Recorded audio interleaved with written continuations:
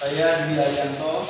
Di sini kami akan menampilkan video animasi yang berjudul Penggunaan Ejaan dalam Karya Tulis Ilmiah dan Pedoman Umum Ejaan Bahasa Indonesia. Selamat menyaksikan. Assalamualaikum. Halo, halo, hai, semangat ya. Kami di sini akan membahas tentang penggunaan ejaan dalam karya tulis ilmiah dan pedoman umum ejaan bahasa Indonesia.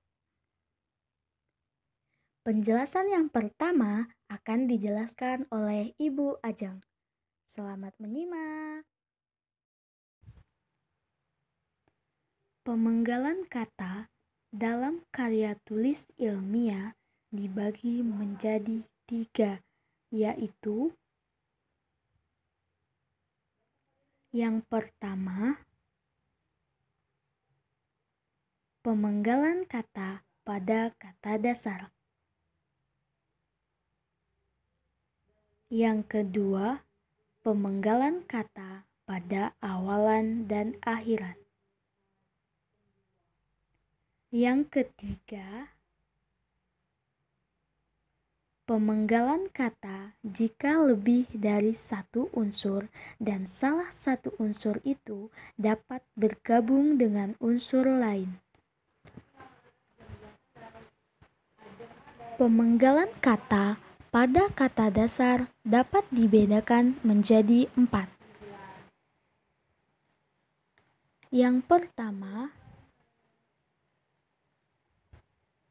jika di tengah kata terdapat huruf vokal yang berurutan, maka pemenggalannya dilakukan di antara kedua huruf vokal itu.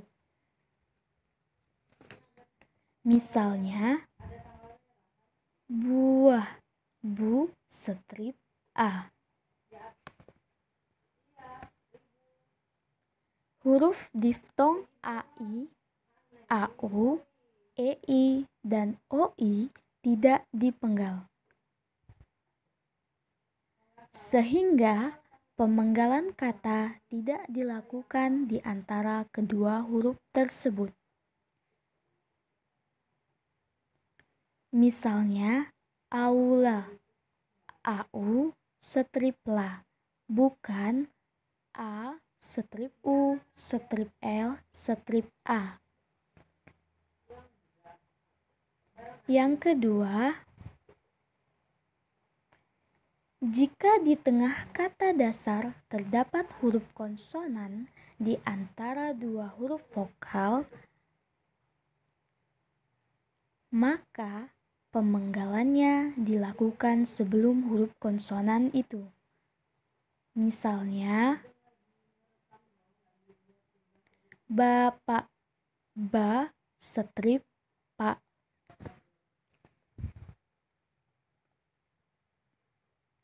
Yang ketiga, jika di tengah kata dasar terdapat dua huruf konsonan yang berurutan, maka pemenggalannya dilakukan di antara kedua huruf konsonan itu. Gabungan huruf konsonan tidak pernah diceraikan. Misalnya, April, up, strip, ril.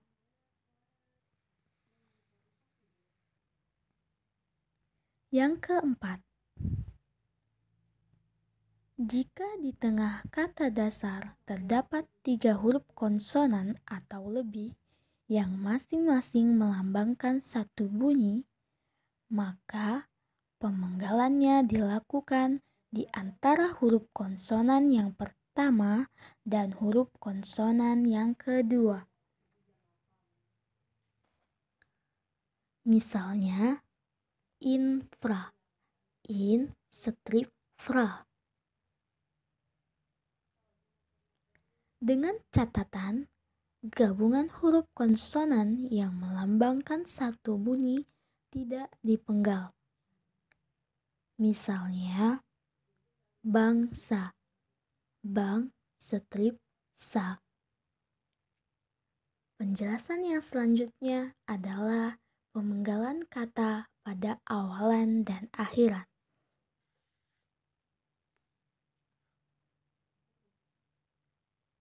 Imbuhan akhiran dan awalan termasuk awalan yang mengalami perubahan bentuk, serta partikel yang biasanya ditulis serangkai dengan kata dasarnya, dapat dipenggal pada pergantian baris. Misalnya, makanan, makan, strip, an.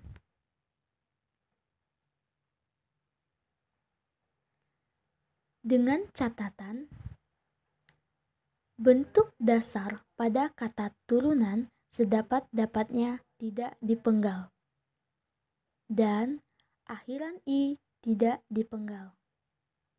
Serta pada kata yang berimbuhan sisipan, penggalan kata dilakukan sebagai berikut. Misalnya, telunjuk, te, strip lun, strip juk.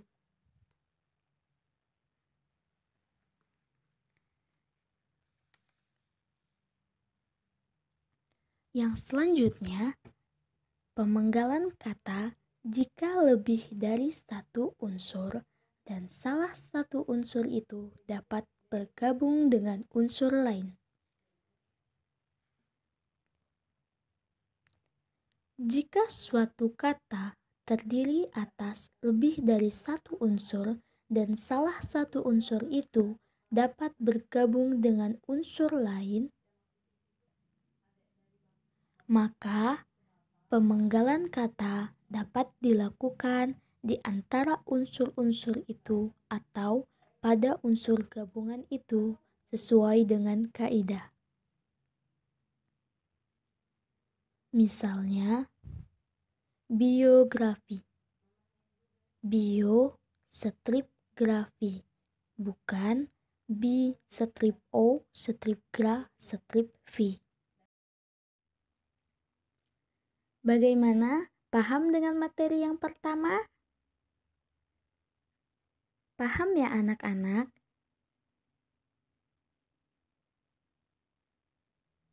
Selanjutnya, kita membahas materi yang kedua yang akan disampaikan oleh Ibu Ayu. Pemakaian huruf kapital. Huruf kapital terbagi menjadi 13 bagian, yaitu 1. Huruf kapital dipakai sebagai huruf pertama pada awal kalimat. Misalnya, dia membaca buku. 2. Huruf kapital dipakai sebagai huruf pertama unsur nama orang termasuk julukan. Misalnya, Dewi Sartika. 3. Huruf kapital dipakai pada awal kalimat dalam petikan langsung. Misalnya, adik bertanya, kapan kita pulang? 4. Huruf kapital dipakai sebagai huruf pertama setiap kata nama agama, kitab suci, dan Tuhan, termasuk sebutan dan kata ganti untuk Tuhan. Misalnya, Islam Al-Quran. 5. Huruf kapital dipakai sebagai huruf pertama unsur nama gelar kehormatan, keturunan, keagamaan, atau akademik yang diikuti nama orang. Misalnya, Sultan Hasanuddin. 6. Huruf kapital dipakai sebagai huruf pertama unsur nama jabatan dan pangkat yang diikuti nama orang atau yang dipakai sebagai pengganti nama orang tertentu, nama instansi, atau nama tempat. Misalnya, Wakil Presiden Adam Malik. 7. Huruf kapital dipakai sebagai huruf pertama nama bangsa, suku bangsa, dan bahasa. Misalnya, bangsa Indonesia, suku Dani, bahasa Bali. 8. Huruf kapital dipakai sebagai huruf pertama nama tahun, bulan, hari, dan hari besar atau hari raya. Misalnya, tahun Hijriah Tarik Masehi. 9. Huruf kapital dipakai sebagai huruf pertama nama geografi. Misalnya, Jakarta, Asia Tenggara. 10. Huruf kapital dipakai sebagai huruf pertama semua kata dalam nama lembaga, badan organisasi, atau dokumen, kecuali kata tugas seperti di, ke, dari, dan yang, dan untuk. Misalnya, Republik Indonesia. 11. Huruf kapital dipakai sebagai huruf pertama setiap kata di dalam judul buku, karangan, artikel, dan makalah, serta nama majalah dan surat kabar. Misalnya, saya telah membaca buku dari F. Maria Jalan Lain ke Roma. 12. Huruf kapital dipakai sebagai huruf pertama unsur singkatan nama gelar, pangkat, atau sapaan. Misalnya, SH, Sarjana Hukum. 13. Huruf kapital dipakai sebagai huruf pertama kata penunjuk hubungan kekerabatan seperti bapak, ibu, kakak, adik, dan paman, serta kata atau ungkapan lain yang dipakai dalam penyapaan atau pengacuan. Misalnya, kapan Bapak berangkat? Tanya Hasan. Materi yang ketiga. Materi ini akan disampaikan oleh Ibu Cicilia Ricci Safitri.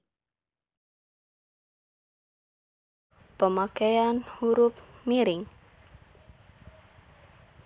Pemakaian huruf miring dibagi menjadi 3 bagian. Yang pertama, huruf miring dipakai untuk menuliskan judul buku, nama majalah, atau nama surat kabar yang dikutip dalam tulisan, termasuk dalam daftar pustaka. Misalnya,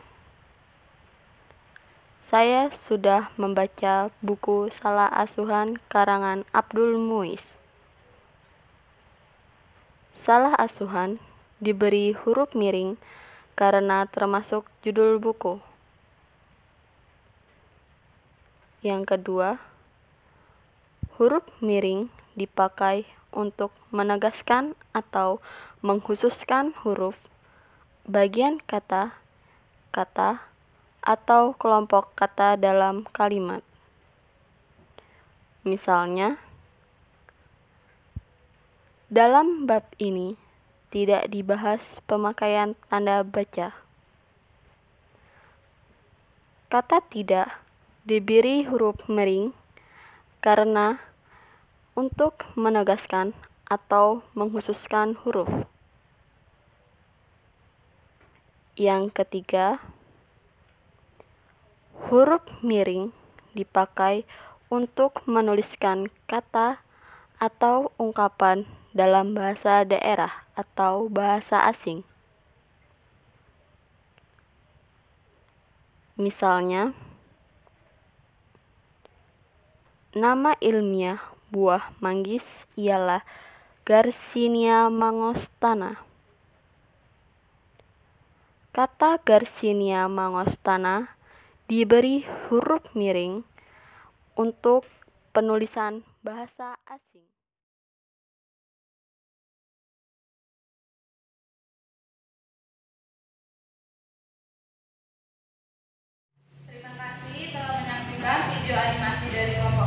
ini semoga bermanfaat. Kami akhiri. Wassalamualaikum